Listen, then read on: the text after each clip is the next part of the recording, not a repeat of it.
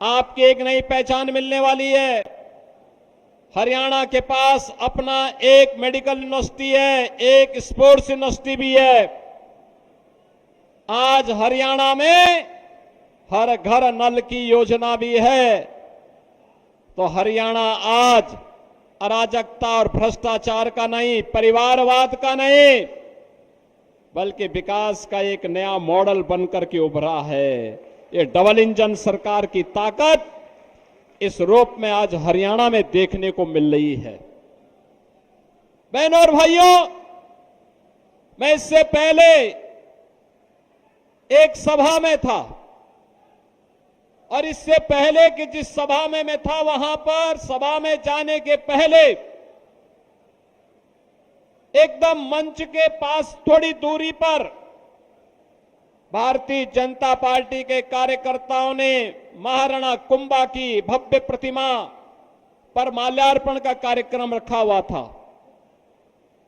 आप याद करिए, इस महान योद्धा ने भारत की सुरक्षा के लिए, भारत की संप्रभुता के लिए उस कालखंड में जो योगदान दिया था, आज भी उस महान योद्धा को, चाहे वह महान योद्धाओं में महाराणा कुंभा हो, महाराणा सांगा हो, महाराणा प्रताप हो या पृथ्वीराज चौहान हो, इन महान योद्धाओं का योगदान भारत के लिए था, अपने लिए नहीं, स्वदेश और स्वधर्म के लिए था। और याद रखना, हम सबका योगदान भी अपने देश के लिए होना चाहिए। स्वदेश और स्वधर्म के लिए हमारा सब कुछ समर्पण होना चाहिए। जब देश की बात आएगी, स्वधर्म की बात आएगी, तो इससे बढ़कर के कुछ नहीं हो सकता है। इससे बढ़कर के कुछ नहीं हो सकता है। हमारे पूर्वजों ने यही तो हमें प्रेरणा दी है, यही कारण रहा है। एक विदेशी आक्रांता 500 वर्ष पहले अयोध्या में रामलला के मंदिर को क्षतिग्रस्त करता है, अपवित्र करता है, लेकिन जब देश स्वतंत्र था, हम मानते थे कुछ नहीं हो सकता, तब भी हिंदू लड़ता रहा। लाखों हिंदुओं ने अपनी शहादत दी, लेकिन 1947 में देश आजाद होता है। बहनों और भाइयों, स्वतंत्र भारत में कांग्रेस का दायित्व था कि पहला कार्यकर्ता अयोध्या में रामलला के भव्य मंदिर के निर्माण का मार्ग प्रशस्त करता। कांग्रेस ने नहीं किया, क्योंकि कांग्रेस को भारत की आस्था का नहीं, अपने वोट बैंक की चिंता थी। उन्हें सत्ता चाहिए थी, देश की कीमत पर सत्ता।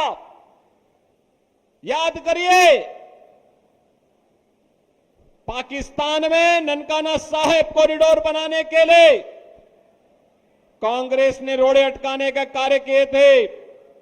आज भी ननकाना साहिब में, वहां पर जब गुरु गोविंद सिंह जी महाराज की प्रकाश पर्व आता है, वहां पे हरि कीर्तन नहीं करने दिया जाता है, रोका जाता है। कांग्रेस का इतिहास तो कत्लेआम का रहा है। 1984 में सिख बंधुओं के साथ क्या किया था, और अभी राहुल गांधी क्या बोल रहे थे विदेश में जाकर के, सिखों को गाली दे रहे थे, भारत का अपमान कर रहे थे, भारत के संवैधानिक संस्थाओं पर उंगली उठाने का कार्य कर रहे थे। जो कांग्रेस भारत की महान गुरुओं की परंपरा का अपमान कर रही हो, जो कांग्रेस भारत के बाहर जाकर के जिस कांग्रेस के नेता भारत का अपमान करते हो, भारत की संवैधानिक संस्थाओं को कटघरे में खड़ा करते हो, उस कांग्रेस से उम्मीद करना कि कांग्रेस आपकी आस्था का सम्मान करेगी, ये बेवकूफी होगी। और कांग्रेस जो की थी उसको उसके हालात पर पहुंचाने का काम जनता जनार्दन ने किया। बहनों और भाइयों, आज कांग्रेस का ढांचा वैसे ही जर्जर हो चुका है जैसे अयोध्या में बाबरी ढांचा था। एक धक्का और दो, बाबरी ढांचे को तोड़ दो, ये नारा जब राम भक्तों ने लगाया था, तो बाबरी ढांचा हमेशा के लिए ध्वस्त हो गया। और बाबरी ढांचा जो ध्वस्त हुआ, गुलामी का ढांचा ध्वस्त हुआ, अयोध्या में राम मंदिर निर्माण का मार्ग प्रशस्त हुआ। और मैं आपका यही आह्वान करने के लिए आया हूं, जो ये लोग जाति की राजनीति करके आपको विभाजित करना चाहते हैं, मैंने कहा था ना कि बटोगे तो कटोगे, एक रहोगे तो नेक रहोगे। कोई माई का लाल आपका बाल बांका नहीं कर पाएगा। याद करिए, उत्तर प्रदेश में 17 के पहले दंगे होते थे, हर दूसरे तीसरे दिन दंगे होते थे।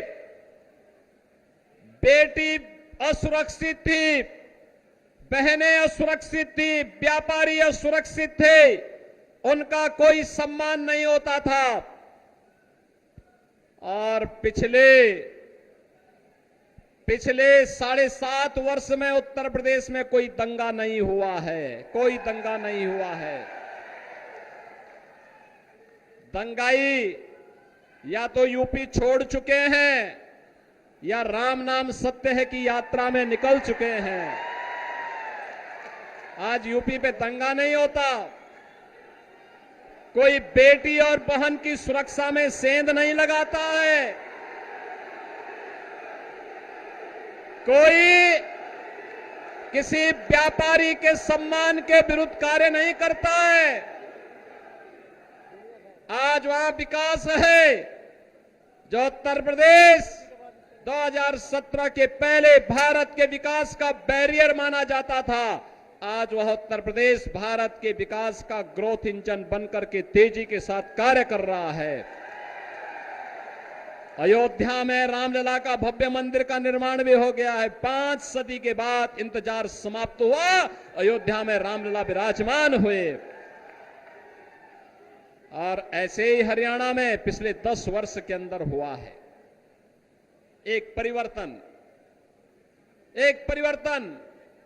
जिस हरियाणा को कांग्रेस ने परिवारवाद के, भ्रष्टाचार के गर्त में डुबोने का काम किया था, चाहे कांग्रेस रही हो, चाहे इनलो रही हो, और चाहे वह दिल्ली के अंदर झाड़ू लगाने वाली पार्टी हो।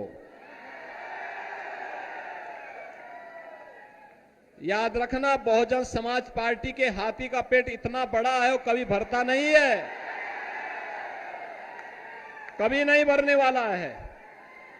वो वोट खराब हो जाएगा, याद रखना। और मैं यही कहने के लिए आज आपके पास आया हूं, बहन और भाइयों, कोई ऐसी गलती मत कर देना कि जो आपस में बंटे। याद रखना, बटे तो कटे, ये कभी नहीं होने देना है। और एक कांग्रेस का जो हाथ है ना, ये अभी हालात को और बिगाड़ने के लिए आया है। कांग्रेस का हाथ बिगाड़ेगा हालात।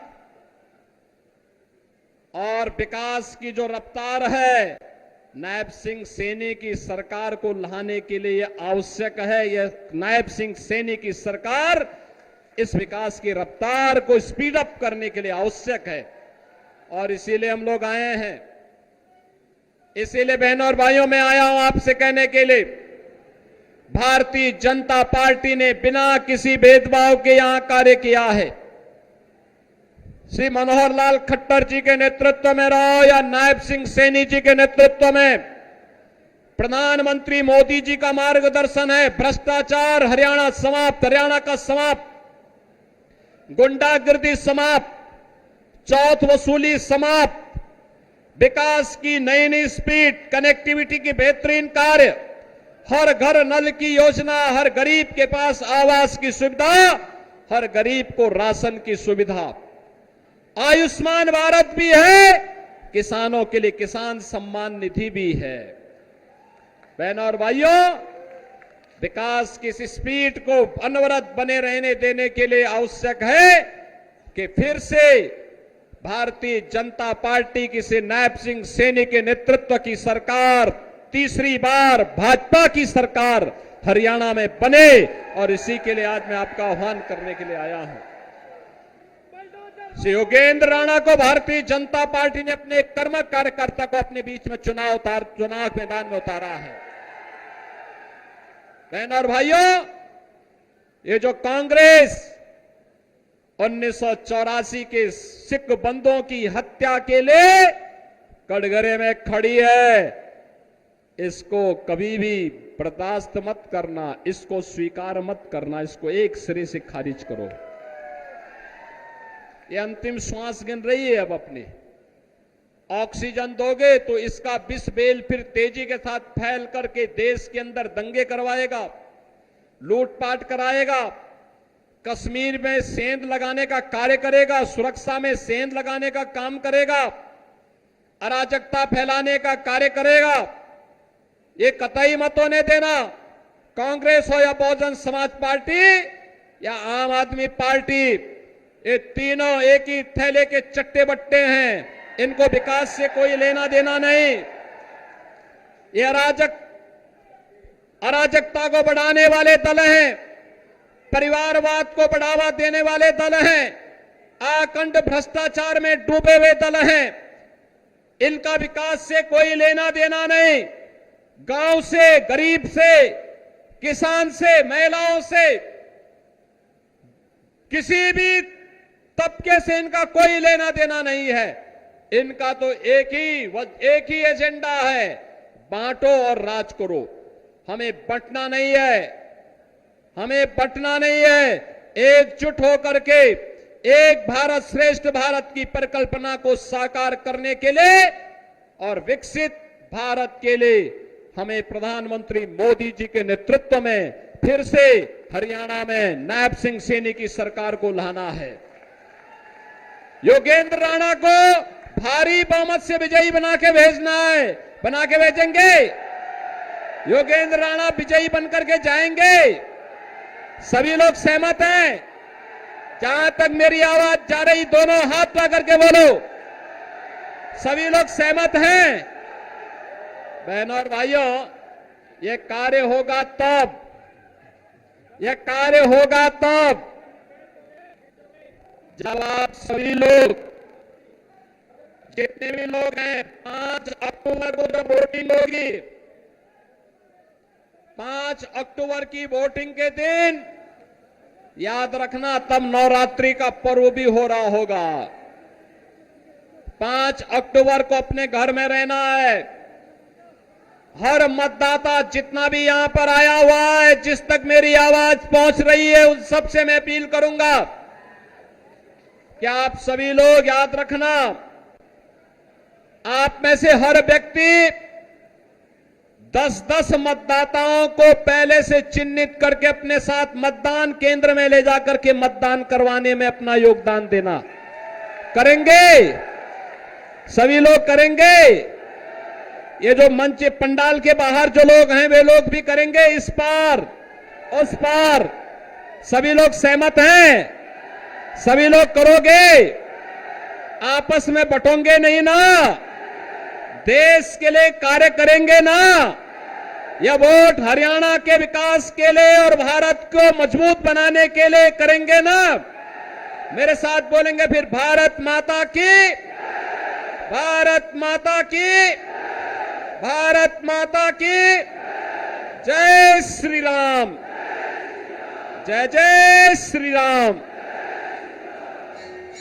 धन्यवाद माननीय मुख्यमंत्री जी का। आप सुन रहे थे मुख्यमंत्री योगी आदित्यनाथ को, जिन्होंने जनसभा को संबोधित किया और जनसभा को संबोधित करते हुए बीजेपी प्रत्याशी के समर्थन में जनता से वोट की अपील की और वोट की अपील करते हुए ये बताया भी कि किस प्रकार से बीजेपी की सरकार हरियाणा में अगर आती है तो फिर किस तरह से बीजेपी जो हरियाणा है वो भी विकास का ग्रोथ इंजन बनेगा।